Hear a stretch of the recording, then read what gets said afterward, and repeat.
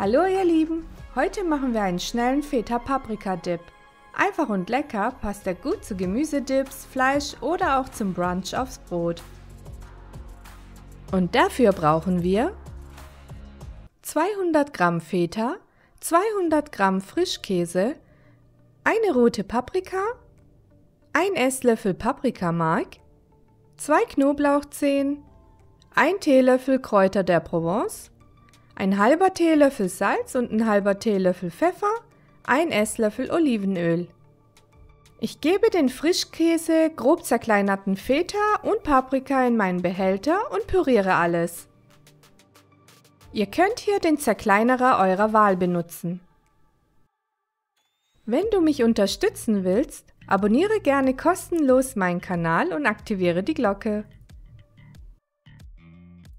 Dann gebe ich die restlichen Zutaten hinzu und vermische die Creme nochmal und danach schmecke ich sie mit Salz und Pfeffer ab. Die Zutaten und weitere Informationen findet ihr unten in der Videobeschreibung. Vielen Dank fürs Zuschauen und wenn euch das Video gefallen hat, freue ich mich über einen Daumen nach oben und ein Abonnement. Bis zum nächsten Video.